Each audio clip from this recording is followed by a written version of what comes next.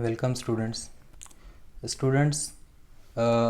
इस वीडियो में हम लॉगरिदम के बारे में स्टडी करने वाले हैं। लेकिन उससे पहले मैं थोड़ा सा एग्ज़ाम्स को लेके कुछ डिस्कशन करता हूँ यहाँ पे। आपके जो एग्ज़ाम्स होते हैं वो दो टाइप के हो सकते हैं। एक तो सब्जेक्टिव और second type objective. Subjective type के जो एग्ज़ाम्स होते हैं उनको आप थ्योरेटिकल भी कह सकते हैं। थ्योरेटिकल एग्ज़ाम्स जैसे आपके बोर्ड एग्ज़ाम्स होते हैं। और ऑब्जेक्टिव जो एग्ज़ाम्स होते हैं उनको आप MCQ बेस्ड एग्ज़ाम्स भी कह सकते हैं। इसमें आपको मल्टीपल चॉइस क्वेश्चंस मिलते हैं, मतलब क्वेश्चंस के आपको ऑप्शंस मिलते हैं जिनमें से आपको आंसर सिलेक्ट करना होता है, सॉल्व करना होता है। उसके बाद सिर्फ ऑप्शन सिलेक्ट करके आपको उसका आंसर फिल करना होता है। तो ये दो टाइप के एग्ज़ाम्स हैं, सब्जेक्टिव ऑब्जेक्टिव। सब्जेक्टिव में आपके जो एग्ज़ाम्स होते हैं वो मेनली यहाँ पे बोर्ड एग्ज़ाम्स की बात कर रहा हूँ मैं। आपके जो बोर्ड एग्ज़ाम्स होते हैं, जो HSC हायर सेकेंडरी है ना, तो वो आपके जो बोर्ड एग्ज़ाम्स होते हैं वो सब्जेक्टिव टाइप के होते हैं। उनमें से अगर कोई आपको थ्योरेटिकल क्वेश्चंस एग्ज़ाम में पूछे जाते हैं तो उनका आपको डिस्क्रिप्टिव टाइप में आंसर लिखना होता है, आपको पेपर के ऊपर आंसर लिखना होता है। और अगर उसके अंदर न्यूमेरिकल्स वगैरह भी आते हैं तो उनका आपको सॉल्यूशन पूरा लिखना पड़ेगा स्टेप बाय स्टेप, और सॉल्यूशन के लास्ट में आपको आपका आंसर लाना पड़ेगा और वहाँ पे एक्यूरेट आंसर आपको लाना होता है। जो आंसर रहेगा वो सारे स्टूडेंट्स का सेम आना चाहिए। और ये जो ऑब्जेक्टिव बेस्ड एग्ज़ाम्स होते हैं, MCQ बेस्ड एग्ज़ाम्स, ये मोस्टली आपको एंट्रेंस एग्ज़ाम्स में दिखते हैं। ये आपको एंट्रेंस एग्ज़ाम में मिलेंगे, जैसे कि आपका नीट एग्ज़ाम हो गया, JEE एग्ज़ाम हो गया। ऐसे जितने भी टाइप के एंट्रेंस एग्ज़ाम्स होते हैं उनके अंदर आपको ऑब्जेक्टिव टाइप के क्वेश्चंस मिलते हैं। मतलब आपको किसी भी क्वेश्चन के ऑप्शंस दिए जाएंगे, जैसे कि कोई क्वेश्चन है उसके 4 ऑप्शंस होंगे, है ना। आपको यहाँ पे क्वेश्चन दिया जाएगा और यहाँ पे इसके 4 ऑप्शंस होंगे। तो आपको इन चारों में से जो भी आपका आंसर आएगा वो आपको सिलेक्ट करना रहेगा और आपको वो आंसर आपको फिल करना पड़ेगा। तो ये ऑब्जेक्टिव एग्ज़ाम्स में होता है। तो इसके अंदर भी, ऑब्जेक्टिव एग्ज़ाम्स के अंदर भी आप क्वेश्चन को सॉल्व करेंगे। सॉल्व करने के बाद आपका आंसर आएगा और वो आंसर से जो मोस्ट लाइकली आपको ऑप्शन मिलेगा वो आपको सिलेक्ट करना रहेगा। यहाँ पे आपका अगर जो आंसर है वो एक्यूरेट नहीं भी आता है तो आपको ऑप्शंस में अगर नियर अबाउट सेम आंसर मिल जाता है तो आप उसको सिलेक्ट कर सकते हैं और वो आपका आंसर आ जाएगा और उसके आपको पूरे मार्क्स मिल जाएंगे। ऐसा ऑब्जेक्टिव में होता है। लेकिन सब्जेक्टिव में तो आपका पूरा आपको सोल्यूशन लिखना पड़ेगा स्टेप बाय स्टेप, वो सब सही होना चाहिए। फिर आज लास्ट में जो आंसर आएगा वो भी सही होना चाहिए, उसके बाद आपको मार्क्स मिलते हैं। तो एंट्रेंस एग्ज़ाम्स में जो कैलकुलेशन वाला पार्ट होता है वो आप अप्रॉक्सीमेशन के ज़रिए भी कर सकते हैं। अप्रॉक्सीमेट आंसर आप निकाल के भी आपका काम चल जाएगा। लेकिन बोर्ड के एग्ज़ाम में आपको एक्यूरेट आंसर चाहिए। तो कभी कभी क्या होता है ना, जैसे कि फ़िज़िक्स केमिस्ट्री सब्जेक्ट्स हैं तो इनमें जो न्यूमेरिकल्स आते हैं बोर्ड के एग्ज़ाम्स में वो काफ़ी ज़्यादा लेंदी भी होते हैं। 2 मार्क्स, 3 मार्क्स, 4 मार्क्स के लिए पूछे जाते हैं। कई बार लेंदी भी होते हैं, कई बार टाइम कंज्यूमिंग भी होते हैं, कई बार डिफ़िकल्ट भी होते हैं, और कई बार ऐसा भी होता है कि मैनुअल कैलकुलेशन से आपका आंसर आएगा ही नहीं। ठीक है, तो उन केसेस में आपको थ्योरी पेपर में, सब्जेक्टिव पेपर में, बोर्ड एग्ज़ाम्स के पेपर में डिफ़िकल्टी आ सकती है कैलकुलेशन वाले पार्ट में। तो जो कैलकुलेशन वाला पार्ट है, जैसे कि मान लीजिए यहाँ पे हमको कैलकुलेशन करना है यहाँ पे 798.1 इंटू 363.4 डिवाइडेड बाय 0.19 इंटू 365। अगर ऐसा कुछ एक्सप्रेशन आया है जिसके अंदर मल्टीप्लिकेशन है, डिवीज़न है, ठीक है। अब अगर ये आप मैनुअली करने के लिए करेंगे ट्राई तो आपको बहुत ज़्यादा टाइम लगेगा, हो सकता है आपका आंसर भी ना आए। ठीक है, तो ये थोड़े से डिफ़िकल्ट कैलकुलेशन हो जाते हैं। तो ऐसे कैलकुलेशंस के लिए आपको बोर्ड एग्ज़ाम्स में टाइम लॉस ना हो, आपकी एनर्जी लॉस ना हो, इसलिए बोर्ड्स क्या करते हैं, आपको लॉग टेबल्स का यूज़ करने के लिए परमिट करते हैं। आप लॉग टेबल्स का यूज़ कर सकते हैं और उससे आपका आंसर मिनिमम टाइम में आ जाएगा और मिनिमम एफर्ट्स के साथ आएगा अगर आपने लॉग टेबल्स की अच्छे से प्रैक्टिस की है। लॉग टेबल्स की और अदर मैथमेटिकल टेबल्स की अगर आपने अच्छे से प्रैक्टिस की है तो आपका टाइम और एफर्ट दोनों भी बच जाएंगे उसके अंदर। तो यही रीज़न है कि यहाँ पे लॉग टेबल्स का यूज़ करना हमारे लिए ज़रूरी है। ऐसा कंपलसरी नहीं है कि आपको लॉग टेबल्स का यूज़ करना ही पड़ेगा बोर्ड के एग्ज़ाम में, ऐसा नहीं है। लेकिन अगर आप लॉग टेबल्स यूज़ नहीं करेंगे और अगर कैलकुलेशंस ट्रिकी होंगे क्वेश्चन के अंदर तो आपका आंसर एक्यूरेट नहीं आएगा और वहाँ पे आपके मार्क्स डिडक्ट होंगे। ठीक है, तो आपको यहाँ पे लॉग टेबल्स बहुत वाइटल होगा एग्ज़ाम्स के ड्यूरेशन में। कौन से एग्ज़ाम्स? सब्जेक्टिव टाइप के एग्ज़ाम्स, डिस्क्रिप्टिव टाइप के एग्ज़ाम्स, आपके board exams, mainly physics chemistry में इसका बहुत ज़्यादा यूज़ होता है। ठीक है, तो अब यहाँ पे हम लॉगरिदम के बेसिक्स को स्टडी करेंगे। सबसे पहले हम लॉगरिदम के बेसिक्स को देखेंगे, फिर उसके बाद हम इंशाल्लाह लॉग टेबल्स की स्टडी करेंगे और बाद में अदर मैथमेटिकल टेबल्स की भी स्टडी करेंगे जो हमको रिक्वायर्ड होंगे। ठीक है, तो यहाँ पे सबसे पहले हम देखते हैं कि लॉग क्या होता है। ठीक है, तो यहाँ पे सबसे पहले देखेंगे हम व्हाट इज़ लॉगरिदम।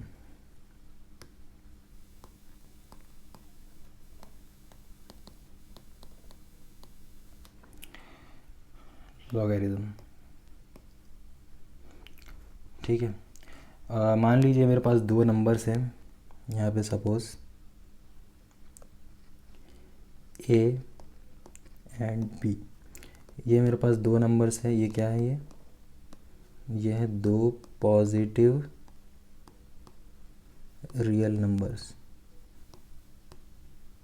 ठीक है, ये कोई भी नंबर हो सकते हैं दो, लेकिन ये क्या है, दो पॉजिटिव रियल नंबर्स है। याद रखिए ए और बी दोनों क्या हैं, पॉजिटिव रियल नंबर्स हैं। और यहाँ पे साथ ही में यहाँ पे सपोज़ एक और नंबर है यहाँ पे एक्स, और ये भी एक रियल नंबर है।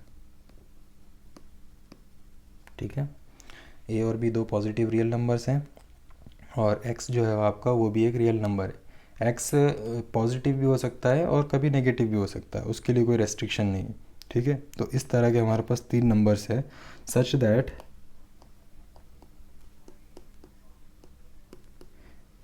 ये तीनों हमारे पास इस तरह से रिलेटेड हैं, A to the power X is equal to B, such that A to the power X is equal to B.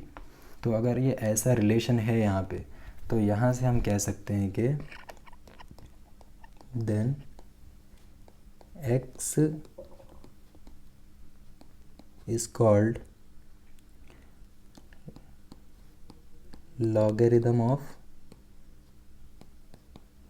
b। अगर ऐसा रिलेशन है a to the power x is equal to b, तो हम कह सकते हैं x क्या है, x is the logarithm of b with base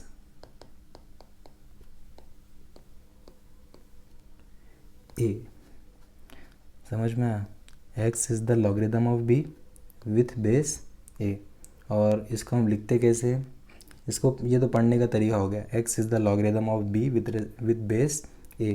अब इसको हम यहाँ ऐसे लिख सकते हैं, we write x is the logarithm of b with base a। यहाँ पे देखिए दो चीज़ें हैं, ये x क्या हो गया, logarithm of v with base a। Logarithm एक मैथमेटिकल फंक्शन है, इसका एक यहाँ पे आर्ग्यूमेंट होता है इसके सामने जो लिखा हुआ है, और इसके जो सफिक्स में लिखा हुआ है यहाँ पे ये इसका बेस होता है।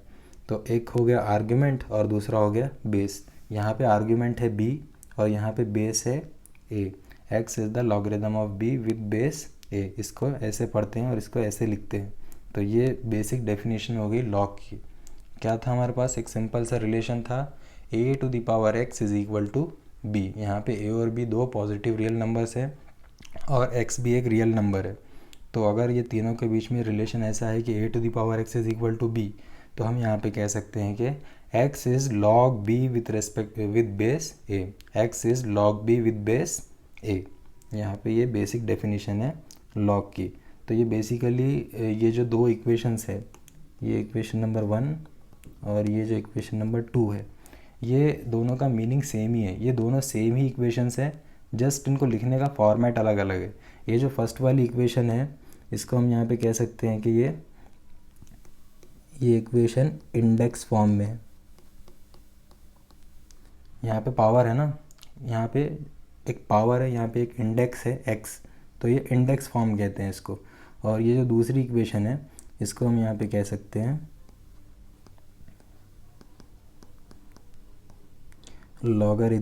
Logarithmic form.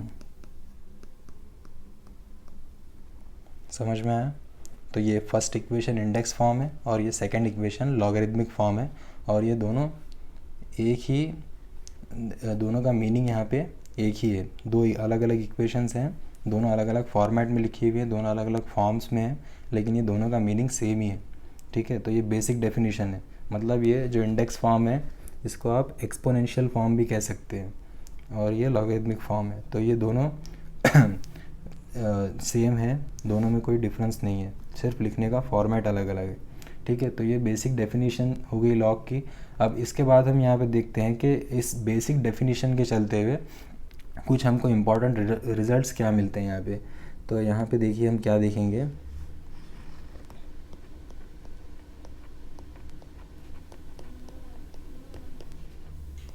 Important results from definition of log. Log के डेफिनेशन के ऊपर से यहाँ पे हमको इम्पॉर्टेंट रिजल्ट्स देखने हैं। क्या है डेफिनेशन हमारे पास, a to the power x is equal to b है। इसको हम और कैसे लिख सकते हैं, x is equal to log b with base a। Correct है। तो यहाँ पे हम अब डिफरेंट रिजल्ट्स देखेंगे। देखिए सबसे पहला रिज़ल्ट यहाँ पे क्या मिला हमको। सपोज़ ये जो यहाँ पे x है, सपोज़ ये x की वैल्यू यहाँ पे मैं ले लेता हूँ, यहाँ पे सपोज़ 0 है। अगर x की वैल्यू 0 हो जाएगी तो यहाँ पे देखिए इक्वेशन क्या हो जाएगी, a to the power 0 is equal to b, है ना। x की वैल्यू हमने यहाँ पे 0 पुट कर दी। अब यहाँ पे देखिए एक नंबर है a, उसका पावर है 0। हमको मैथमेटिक्स से पता है कि जब किसी भी नंबर का पावर 0 होता है, चाहे वो नंबर जो भी हो, अगर उसका पावर 0 होता है तो उसका आंसर क्या होता है, 1 होता है हमेशा। अगर यहाँ पे 10 टू द पावर 0 होगा तो ये इसका आंसर क्या रहेगा, 1। अगर यहाँ पे 15 टू द पावर 0 होगा तो उसका भी आंसर क्या रहेगा, 1।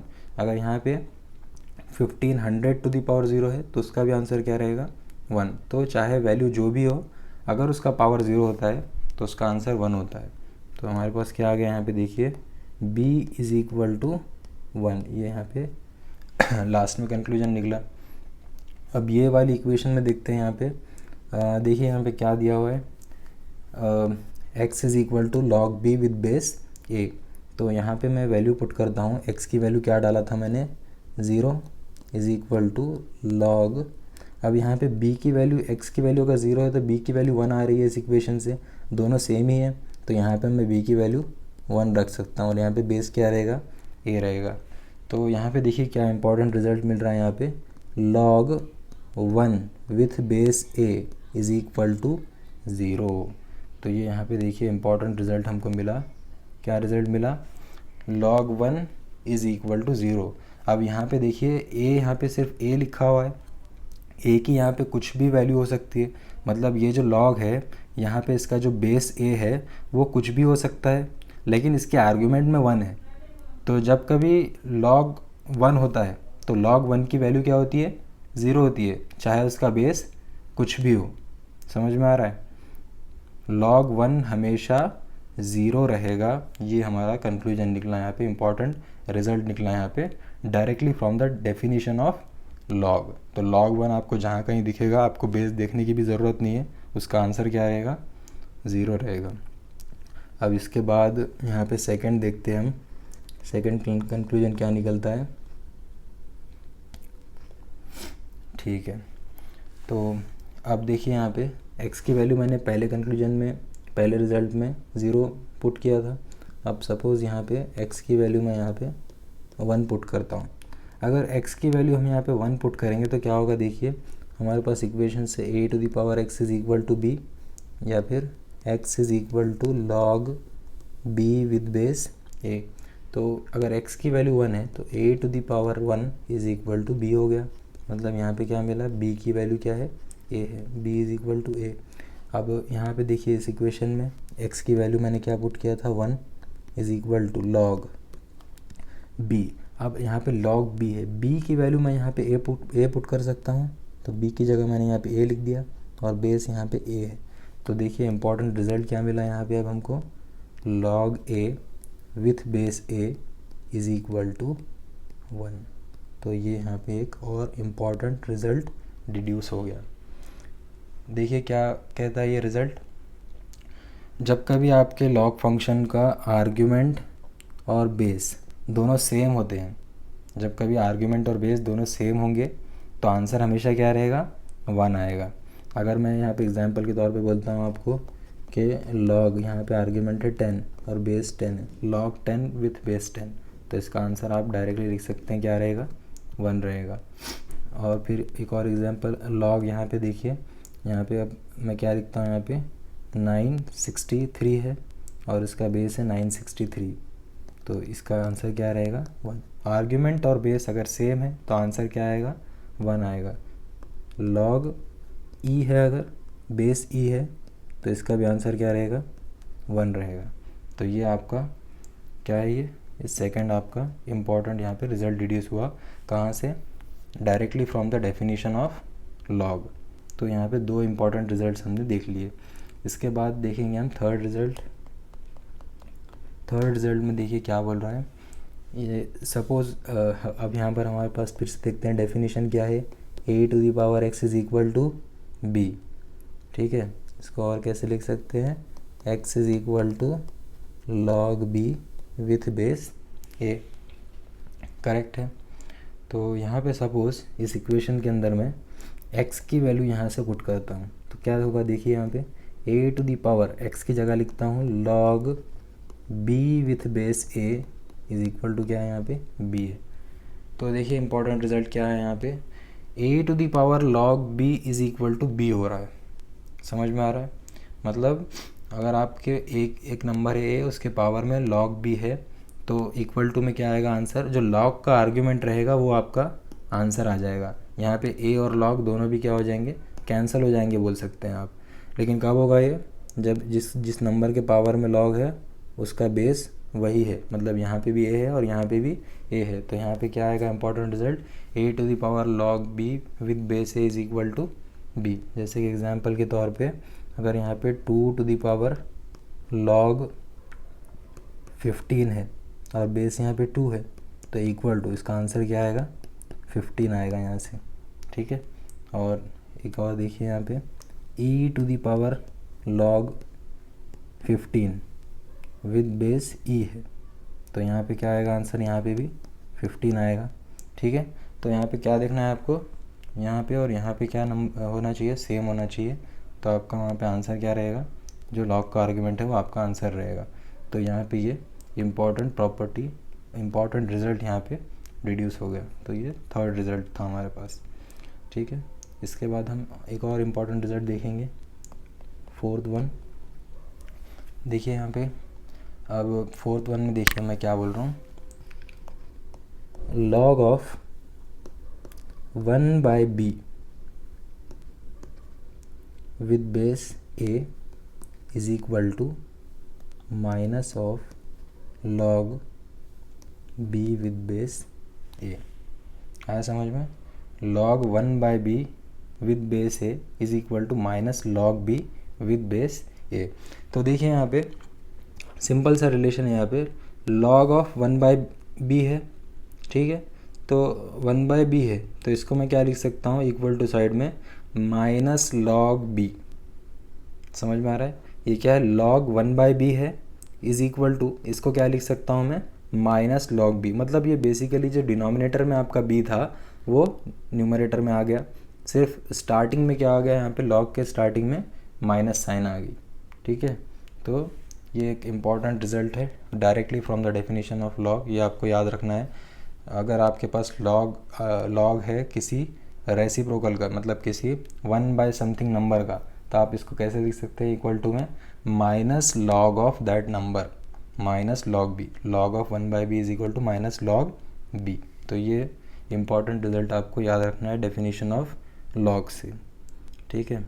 लॉग कभी आप यूज़ करते हैं तो ये सारे रिजल्ट्स आपको याद रखना यूज़फुल रहेगा। इसके बाद हम यहाँ पे देखते हैं कि एक और रिज़ल्ट क्या आता है, फिफ्थ वन देखिए यहाँ पे। सपोज़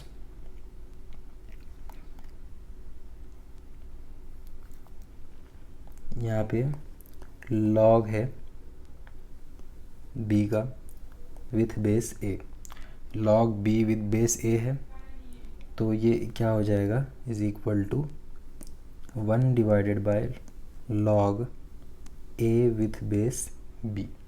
तो देखिए यहाँ पे क्या हो रहा है, log b with base a is equal to, इसको हम क्या लिख रहे हैं, 1 बाय डिनोमिनेटर में लिख रहा हूँ मैं इसको, 1 divided by log b with base a। मतलब बेसिकली यहाँ पे क्या हो रहा है, आर्ग्यूमेंट और बेस, ये जो आर्ग्यूमेंट है और ये बेस है, ये क्या कर रहे हैं, हम इंटरचेंज कर रहे हैं। तो यहाँ पे रिजल्ट क्या आ रहा है, log b with base a is equal to 1 by log a with base b। तो ये डेफिनेशन ऑफ लॉग से सब्सटीट्यूशन करके आपको ये रिज़ल्ट मिलेगा। तो ये भी आपको याद रखना है कि आपको आर्ग्यूमेंट और बेस अगर इंटरचेंज करना है तो ये 1 डिवाइडेड बाय में लिखना होता है, ठीक है। इसके बाद नेक्स्ट इम्पॉर्टेंट रिज़ल्ट देखते हैं हम। देखिए यहाँ पे हमारे पास देखिए डेफिनेशन क्या है फिर से, a to the power x is equal to b, या फिर इसको और कैसे लिख सकते हैं, x is equal to log b with base a। तो सपोज़ यहाँ पे अगर आपका जो b है वो अगर ज़ीरो है, मतलब if b is equal to zero, अगर b यहाँ पे ज़ीरो हो गया तो क्या होगा, अगर यहाँ पे b आपका ज़ीरो हो गया तो क्या होगा, a to the power x is equal to zero हो जाएगा यहाँ पे, a to the power x is equal to zero हो जाएगा यहाँ पे। लेकिन हमको पता है कि किसी भी पॉजिटिव रियल नंबर का पावर अगर एक रियल नंबर है तो उसका आंसर ज़ीरो नहीं हो सकता, है ना। जैसे कि एग्जांपल के तौर पे देखिए यहाँ पे सपोज़ यहाँ पे हमारे पास है 10 टू द पावर 5, अगर a की वैल्यू 10 है और x की वैल्यू 5 है, तो 10 टू द पावर 5 ये ज़ीरो हो सकता है क्या, नहीं हो सकता है ना। तो ये जो पावर होता है ना, ये पावर के इसमें ये ज़ीरो नहीं आ सकता है। तो मतलब ये वाला जो रिलेशन है a to the power x is equal to zero, ये यहाँ पे पॉसिबल नहीं है। तो इसका मतलब ये है कि यहाँ पे किसी भी गिवन वैल्यू के लिए, a की किसी भी गिवन वैल्यू के लिए x की वैल्यू इस तरह से नहीं हो सकती है कि इक्वेशन के अदर साइड में ज़ीरो आ जाए। आया समझ में, x की वैल्यू इस तरह से नहीं हो सकती है कि इक्वेशन के अदर साइड में क्या आ जाए, ज़ीरो आ जाए। ये मैथमेटिक्स की बात है। तो यहाँ पे x क्या रहेगा, नॉट डिफाइंड रहेगा। यहाँ पे x इज़ नॉट डिफाइंड, यहाँ पे x की कोई वैल्यू यहाँ पे डिफाइंड नहीं रहेगी, x इज़ नॉट डिफाइंड। अगर x डिफाइंड नहीं है तो यहाँ पे अब ये इक्वेशन से देखिए, यहाँ पे अगर x की वैल्यू कोई डिफाइंड नहीं है तो इसका मतलब log b with base a is not defined, correct है। x की वैल्यू डिफाइंड नहीं है मतलब log b की वैल्यू डिफाइंड नहीं है, मतलब log एग्जिस्ट नहीं करता है। समझ में आ रहा है। तो इसका मतलब ये है कब, जब b ज़ीरो है। log b is not defined मतलब यहाँ पे क्या बोल रहे हैं हम, simply log zero is not defined, log zero की वैल्यू डिफाइंड नहीं है। समझ में आ रहा है। तो log जो है उसका आर्ग्यूमेंट ज़ीरो नहीं हो सकता है। अगर आर्ग्यूमेंट में ज़ीरो आ रहा है तो आपको यहाँ पे क्या बता रहा हूँ मैं कि log ज़ीरो की वैल्यू यहाँ पे डिफाइंड नहीं है। आपको log ज़ीरो की कोई वैल्यू यहाँ पे डिफाइंड ही नहीं है। आया समझ में? तो ये इम्पोर्टेंट रिजल्ट्स थे। अब यहाँ पे एक और बात यहाँ पे साथ साथ बता देता हूँ आपके लिए कि यहाँ पे देखिए लॉग ऑफ नेगेटिव नंबर भी डिफाइंड नहीं है। समझ में आ रहा है? नेगेटिव नंबर का लॉग भी यहाँ पे डिफाइंड नहीं है। लॉग सिर्फ पॉजिटिव नंबर्स के लिए अप्लीकेबल है, ज़ीरो या फिर नेगेटिव नंबर्स के लिए लॉग डिफाइंड नहीं है।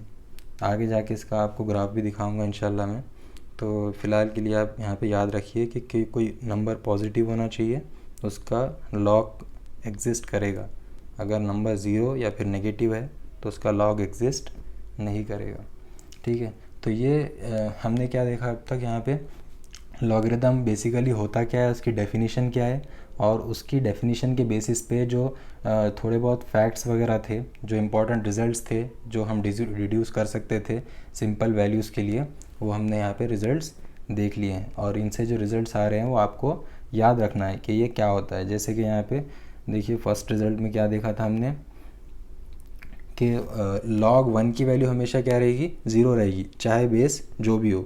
सेकंड रिज़ल्ट में हमने क्या देखा कि अगर आर्ग्यूमेंट और बेस दोनों अगर सेम होते हैं तो आंसर क्या आएगा, हमेशा 1 आएगा। ठीक है, थर्ड वाले रिज़ल्ट में देखिए क्या है यहाँ पे, a to the power log b with base a is equal to b हो रहा है। मतलब यहाँ पे देखिए अगर यहाँ पे भी a है और ये log का बेस भी a है, मतलब दोनों अगर सेम है तो यहाँ पे log का जो आर्ग्यूमेंट रहेगा वो आपका यहाँ पे आंसर आएगा। ठीक है, लॉग का जो भी आर्गुमेंट रहेगा वो यहाँ पे आंसर रहेगा। ये थर्ड वाली थी रिज़ल्ट। और फिर फोर्थ वाला जो था क्या था, log of 1/b is equal to minus log b। Base चाहे जो भी हो, यहाँ पे देखिए यहाँ पे भी a है, यहाँ पे भी a है, सेम ही रह गया हो। उसको आप अभी ध्यान में मत रखिए थोड़ी देर के लिए। क्या होता है, log ऑफ 1/b क्या होता है, माइनस log b होता है।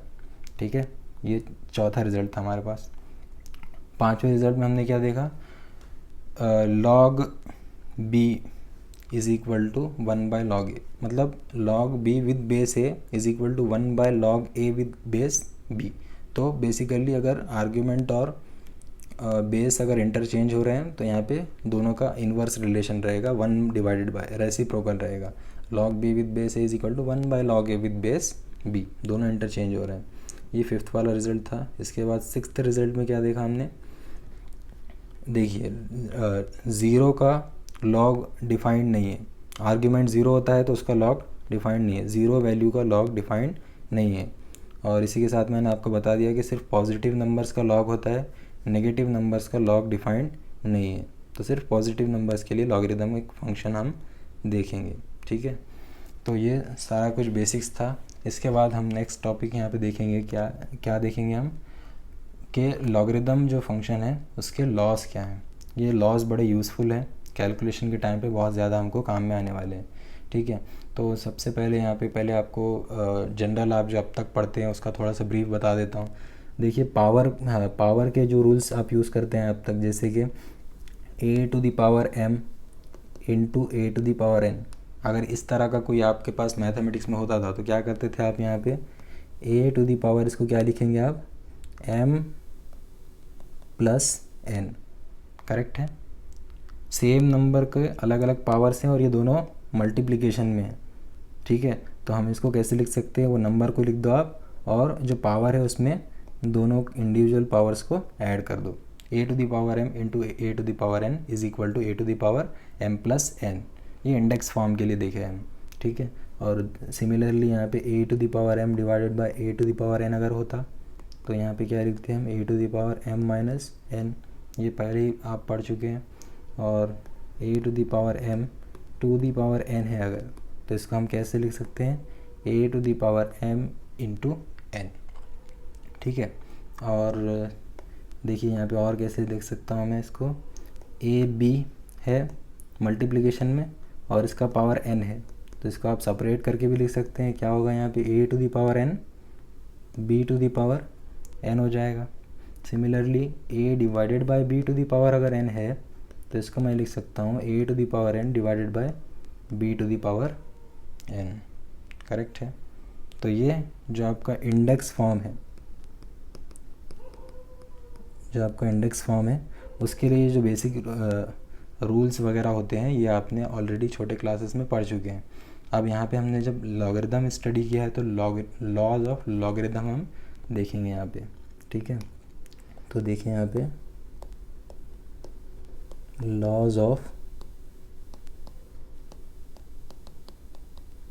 लॉगरिदम, लॉगरिदम के लॉज हम यहाँ पे देखेंगे वन बाय वन, ठीक है। सबसे पहले देखिए यहाँ पे first log m into N, 2 number से mn, ठीक है, 2 नंबर से mn, दोनों मल्टीप्लिकेशन में है और उनका मैं यहाँ पे लॉग ले रहा हूँ विद बेस सपोज a। तो इनको मैं लिख सकता हूँ log m with base a plus log n with base a। समझ में आया? दोनों मल्टीप्लिकेशन में थे लॉग के, तो इसको हम कैसे लिख रहे हैं, इंडिविजुअल लॉग्स लिख रहे हैं दोनों के एडिशन के साथ। बेस जो था a वो एज इट इज़ रहेगा, ठीक है। क्या हो रहा है, log M N is equal to log M plus log N हो गया यहाँ पे डायरेक्टली। तो ये जो फर्स्ट लॉ हमने देखा यहाँ पे लॉज ऑफ लॉगरिदम में, इसको हम कहते हैं सम रूल, ठीक है। इसके बाद देखिए सेकेंड रूल, सेकेंड वाले में देखिए क्या है, log of m divided by n है विथ बेस a है इज इक्वल टू, इसको मैं लिख सकता हूँ log m minus log n, base as it is रहेगा, जो बेस था वही बेस रहेगा। log m by n is equal to log m minus log n, simple, ठीक है। ये हो गया डिवीजन रूल। इसके बाद थर्ड वाला देखते हैं। थर्ड रूल में देखिए यहाँ पे लॉग, मेरे पास नंबर है m, उसका लॉग है और उसका पावर सपोज n है, तो log m to the power n है, ठीक है। देखिए यहाँ पे ये log m का होल पावर n नहीं है, ये क्या है, log m to the power n है, m का पावर n है यहाँ पे, और यहाँ पे ये log है इसका बेस सपोज a है। तो इसको मैं कैसे लिख सकता हूँ, n log m। तो बेसिकली जो पावर है वो मल्टीप्लिकेशन में आ जाएगा, लॉग के सामने लिख सकते हैं हम उसको। तो n इंटू लॉग एम हो गया ये, समझ में आ रहा है। ये पावर m का है, m का जो भी पावर रहेगा वो लॉग के सामने आप लिख दीजिए n log m। ये क्या है, ये पावर रूल है, ठीक है। तो ये थर्ड वाला बेसिक रूल है। इसके बाद फोर्थ देखते हैं हम। फोर्थ रूल में देखिए क्या बोल रहा है, log m, ठीक है, विद बेस सपोज यहाँ पे बेस है इसका, यहाँ पे बेस है a, log m with base a। तो देखिए अब इसको मैं क्या लिख सकता हूँ यहाँ पे, log m divided bye log a। समझ में आ रहा है, log m with base a था तो इसको मैंने क्या लिखा, log m divided bye log a, ठीक है। और यहाँ पे जो बेस रहेगा ये कुछ भी हो सकता है, लेकिन दोनों के लिए जो रहेगा वो सेम रहेगा, सपोज b, कुछ भी हो सकता है बेस। तो log m with base a को मैं क्या लिख सकता हूँ, log m by log a, और बेस यहाँ पे कुछ भी ले सकते हैं आप। तो ये जो फोर्थ वाला रूल है इसको कहते हैं rule for change of base. Rule for change of base, base change करने के लिए आपको यहाँ पे जो रूल है ये, इसको चेंज ऑफ बेस रूल कहते हैं। ये फोर्थ वाला रूल है। तो ये 4 लॉज ऑफ लॉगरिदम है जो कि आपको कैलकुलेशन में बहुत ही यूज़फुल रहेंगे जब कभी आप लॉग का यूज़ करेंगे, ठीक है। अब लॉज ऑफ लॉगरिदम पढ़ने के बाद अब हम यहाँ पे लॉगरिदम को अच्छे से यहाँ पे देख लिया हमने कि लॉग क्या होता है, उसके रूल्स क्या हैं, ठीक है। अब इसके बाद हमको यहाँ पे देखना है थोड़ा सा, अभी यहाँ पे देखिए फिर से मैं लिख के दिखाता हूँ आपको। सपोज़ मेरे पास एक लॉग फंक्शन है जिसका आर्ग्यूमेंट यहाँ पे x है, ठीक है, और ये y is equal to log x है, और इसका बेस कुछ भी हो सकता है, सपोज़ इसका बेस है b, ठीक है। y is equal to log x with base b, ये मेरे पास सिंपल सा लॉग फंक्शन है। अब यहाँ पे जो बेस b है, ये जो b है इसकी वैल्यू कुछ भी हो सकती है, ये जो लॉग का बेस है इसकी कोई भी वैल्यू हो सकती है। ये जो b है ये कोई भी पॉजिटिव रियल नंबर हो सकता है। तो यहाँ पे सपोज़ अगर ये b के 2 डिफरेंट स्पेशल वैल्यूज़ में कंसिडर करूँ, ठीक है। ये बी के दो स्पेशल में अगर डिफरेंट वैल्यूज़ कंसिडर करूँ तो ये लॉग को हम दो स्पेशल कैटेगरीज में देख सकते हैं। जहाँ पे देखिए पहले मैं बोल रहा हूँ आपको कि ये जो बेस है इसकी वैल्यू स्मॉल ई, ये स्मॉल ई जो है ये कांस्टेंट है, इसकी वैल्यू होती है 2.71। तो ये अगर बेस की वैल्यू 2.71 मतलब अगर ई उसकी वैल्यू है तो यहाँ पे ये जो लॉग होता है इस बेस के साथ इसको हम कहते हैं नेचुरल लॉग, इसको हम कहते हैं नेचुरल लॉग या फिर नेचुरल लॉगरिथम। अब देखिए यहाँ पे ये बेस की अगर एक और स्पेशल वैल्यू सपोज़ इसकी वैल्यू अगर 10 है, अगर लॉग का बेस 10 है तो इस लॉग को हम कहते हैं कॉमन लॉग। समझ में आ रहा है? अगर लॉग का बेस 10 है तो उसको हम कॉमन लॉगरिथम कहते हैं, अगर लॉग का बेस ई है तो उसको हम नेचुरल लॉगरिथम कहते हैं। वैसे तो लॉग का बेस कुछ भी हो सकता है, लेकिन उसके दो स्पेशल वैल्यूज़ के लिए हम इसको दो कैटेगरीज में देख सकते हैं। तो अगर देखिए यहाँ पे बेस क्या है, यहाँ पे log x with base small E है, तो ये जो नेचुरल लॉगरिथम होता है इसको बुक्स के अंदर आप देखेंगे ln के साथ लिखते हैं, ln ऑफ x। समझ में आ रहा है? ln of x, ln in bracket x भी लिख सकते हैं। तो ये नेचुरल लॉग होता है, y is equal to ln x हो गया यहाँ पे, ये नेचुरल लॉग है। और जो कॉमन लॉगरिथम है यहाँ पे देखिए y is equal to log x with base 10।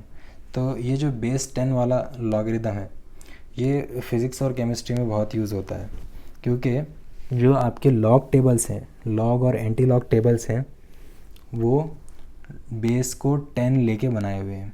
जो हम टेबल्स आगे पढ़ने वाले हैं वो बेस 10 के ऊपर बेस्ड है, उनके अंदर जो वैल्यूज़ है लॉग फंक्शन की वो बेस 10 लेकर टेबल को प्रिपेयर किया गया है। तो ये जो कॉमन लॉग वाले टेबल है, कॉमन लॉगरिथम, ये हमारे काम के हैं, ये हमको आगे यूज़फुल रहेंगे। तो आगे हम जो भी लॉग पढ़ने वाले हैं वो क्या रहेगा, कॉमन लॉगरिथम रहेगा। इसके आगे जो भी हम पढ़ेंगे अब लॉग, यहाँ पे कॉमन लॉगरिथम रहेगा। और यहाँ पे देखिए अगर मैं ऐसा लिखता हूँ y is equal to log x, और यहाँ पे मैं बेस कुछ भी नहीं लिखता हूँ, समझ में आ रहा है? बेस में कुछ भी नहीं लिख रहा हूँ, तो इसका ऑटोमेटिकली मीनिंग ये है कि ये बेस 10 वाला लॉग है। समझ में आ रहा है? ये बेस 10 वाला लॉग है। y is equal to log X with base 10 लिखिए या फिर y is equal to log X लिखिए, दोनों का मीनिंग क्या है, सेम ही है।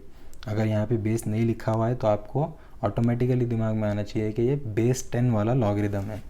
ठीक है, तो आगे अगर मैं बेस नहीं लिखूँगा तो आप समझ जाइए कि वहाँ पे बेस 10 ऑलरेडी है लेकिन लिखा हुआ नहीं है। ठीक है ना? और इसको एक्सपोनेंशियल फॉर्म में या फिर इंडेक्स फॉर्म में लिखेंगे तो क्या बनेगा, देखिए यहाँ से देखिए क्या बनेगा, x is equal to 10 to the power y, x is equal to 10 to the power y हो जाएगा यहाँ पे। ठीक है, अब देखिए आपका जो लॉगरिथम होता है, जो आपका लॉगरिथम होता है, logarithm of a number is composed of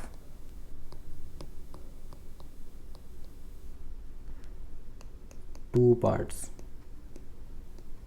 किसी भी नंबर का लॉग जो होता है वो दो पार्ट से बना हुआ होता है। यहाँ पे देखिए फर्स्ट पार्ट क्या होगा, इंटीग्रल पार्ट। ठीक है, इंटीग्रल पार्ट, इसको हम क्या कहते हैं, इसको हम कहते हैं कैरेक्टरिस्टिक।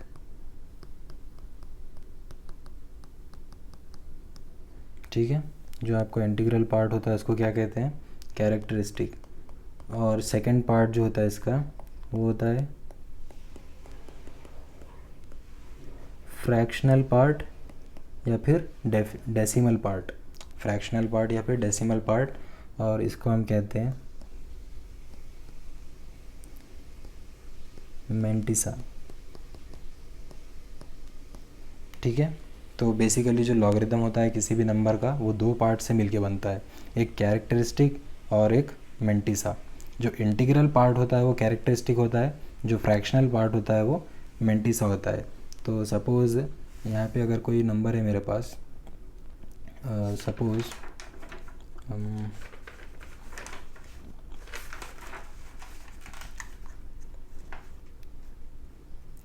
1 2 3 4, ये एक नंबर है, इसका लॉगरिदम देख रहा हूँ मैं, ठीक है, इसका लॉग मुझे देखना है। तो सपोज़ इसका लॉग आता है 3.0193। अब ये कैसे आ रहा है वो मत सोचिए आप, लेकिन इसका ये 1 2 3 4 1234, ये जो नंबर है इसका लॉगरिदम आ रहा है 3.0191। तो ये जो लॉगरिदम आ रहा है ये दो पार्ट से मिलके बना है। एक तो ये डेसिमल पार्ट के सामने वाला पार्ट, इंटीग्रल पार्ट, इसको हम कहते हैं कैरेक्टरिस्टिक, और ये जो डेसिमल के बाद वाला पार्ट आ रहा है, ठीक है, जो फ्रैक्शनल पार्ट है, देखिए ये पॉइंट के साथ 0.0193, ये जो पार्ट है ये फ्रैक्शनल पार्ट, ये डेसिमल पार्ट, इसको हम कहते हैं मेंटिसा। समझ में आया? तो किसी भी नंबर का लॉगरिदम जो होता है वो दो पार्ट से मिलके बनता है, ठीक है। तो यहाँ पे मैं क्या लिख सकता हूँ कि कोई नंबर है x, ठीक है, कुछ नहीं लिख रहा हूँ तो बेस यहाँ पे 10 है, तो ये क्या होगा, ये कॉम्बिनेशन होगा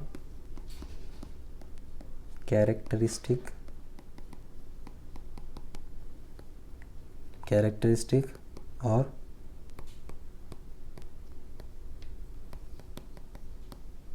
मेंटिसा का। समझ में आ रहा है? ये क्या रहेगा, कैरेक्टरिस्टिक और मेंटिसा दोनों को मिलके बनेगा, ठीक है। तो किसी भी नंबर का लॉगरिदम दो पार्ट से मिलके बनता है, कैरेक्टरिस्टिक और मेंटिसा।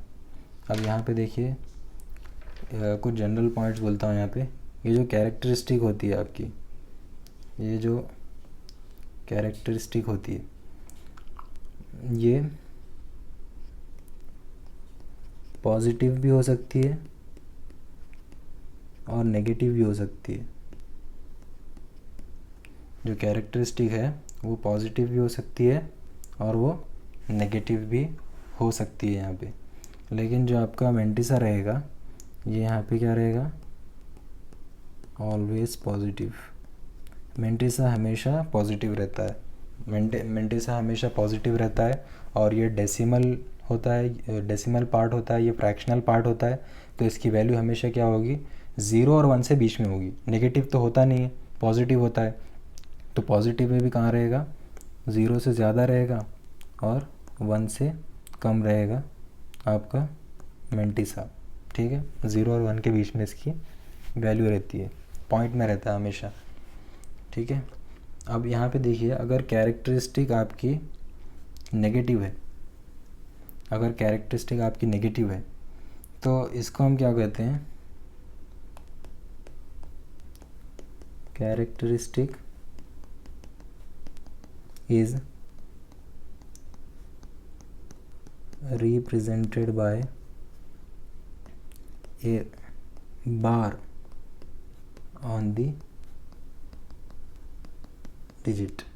अगर कैरेक्टरिस्टिक आपकी नेगेटिव है तो हम उसको नंबर के ऊपर बार लिखते हैं।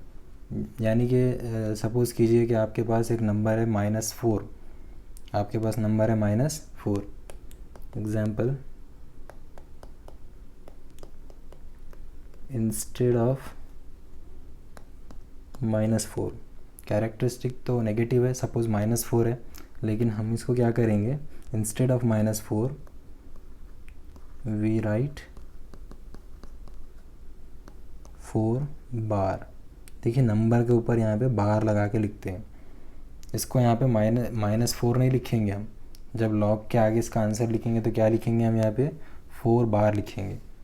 -4 नहीं यूज़ करेंगे, क्या लिखेंगे वहाँ पे लिखने के लिए, 4 बार। लेकिन एक्चुअल में क्या है वो -4 है, नेगेटिव है कैरेक्टरिस्टिक, लेकिन हम उसको लिखेंगे 4 बार, ठीक है।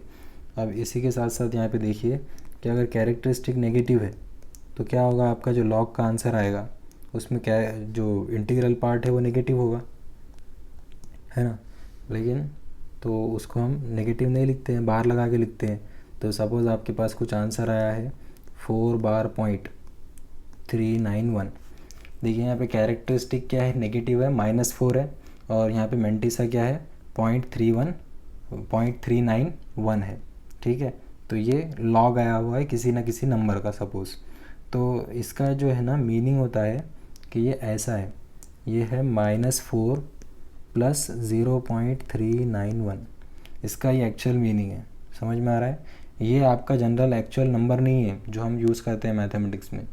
ये बार के फॉर्मेट में लिखा हुआ है 4 बार .391। इसका एक्चुअल मीनिंग क्या होता है?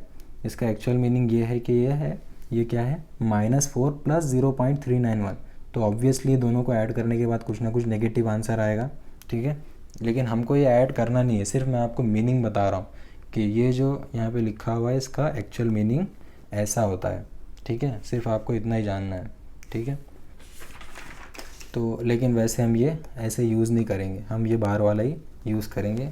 जब लॉग टेबल स्टडी करेंगे तो पूरा का पूरा यही यूज़ होगा, बार के फॉर्मेट में ही हमारे सारे काम होने वाले हैं। ठीक है, तो यहाँ पे देखेंगे अब हम 1 बाय 1 कि लॉग अगर हमको फाइंड करना है तो दो चीज़ें फाइंड करना पड़ेगा।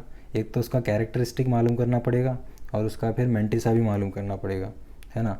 तो कैरेक्टरिस्टिक और मेंटिसा ये जो है ना हम यहाँ पे निकालेंगे। तो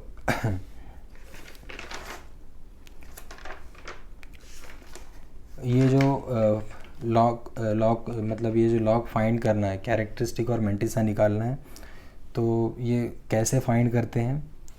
कैरेक्टरिस्टिक और मेंटिसा मतलब कैरेक्टरिस्टिक और मेंटिसा आप फाइंड कर रहे हैं, मतलब आप नंबर का लॉग फाइंड कर रहे हैं, है ना।